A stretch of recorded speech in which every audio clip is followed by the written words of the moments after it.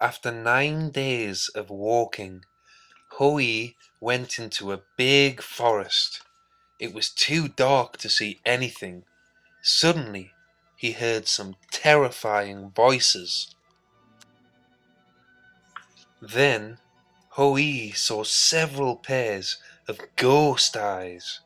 Hui took out his bow and arrows to shoot them. These ghost eyes at last disappeared, but only after Hui had shot 81 arrows at them. Hui continued his journey. He climbed over 9 mountains and crossed 6 rivers and 3 deserts. At last he arrived at the mountain where the Queen Mother lived. The mountain was very high and steep and surrounded by a river.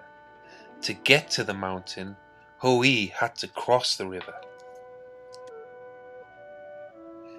Hui took out a rope and tied it to an arrow.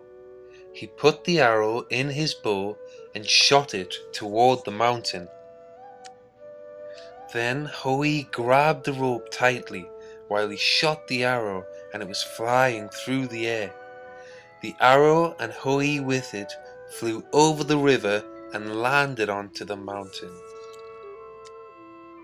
As a reward for killing all of the evil monsters, the Queen Mother gave him 2 magic tablets that had the power to give eternal life.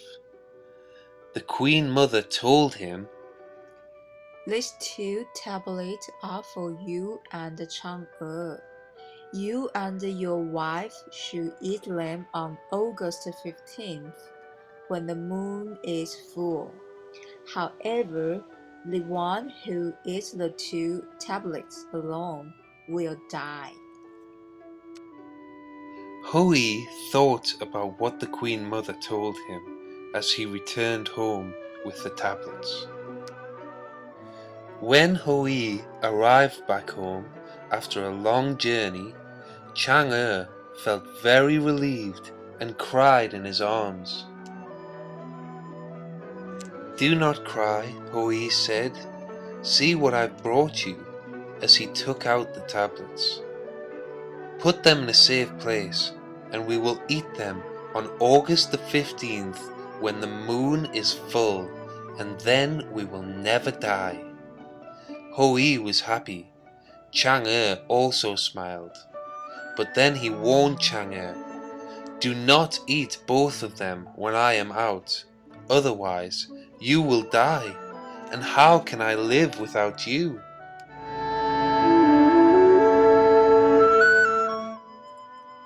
The long-awaited August the 15th finally came. In the morning, when Hui left home, Chang'e reminded her husband to come home early.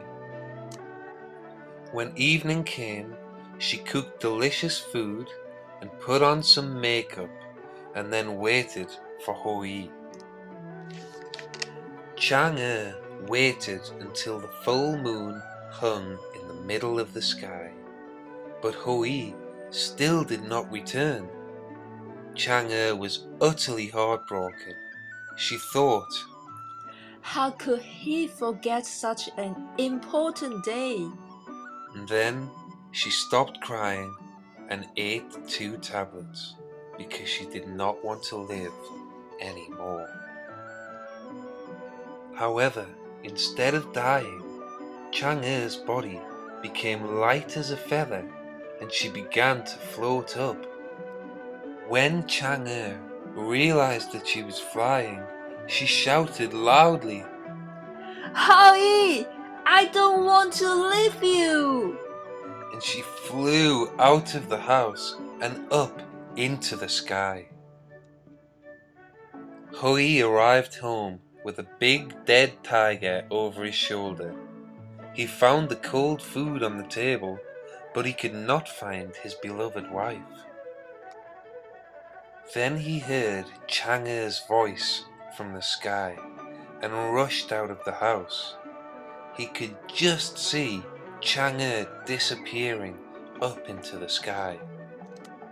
"Chang'e, Hui shouted desperately, but he would never see his wife again. Hui was so upset that he fainted. And Chang'e kept looking back to the earth and crying as she floated up and up. Finally, Chang'e arrived at the Moon Palace on the moon. The palace was deserted and cold, and there was nothing there except for a tall laurel tree and a rabbit. She was all alone. A year passed.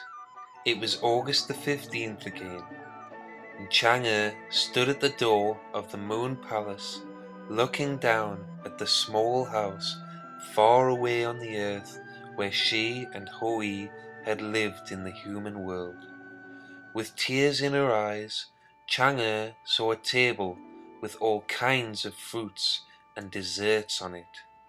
The courtyard, Hui was sitting at the table and he was crying. And now, on the 15th of August every year, the moon is very bright and gentle, just like Chang'e's eyes as she watches her husband so far away.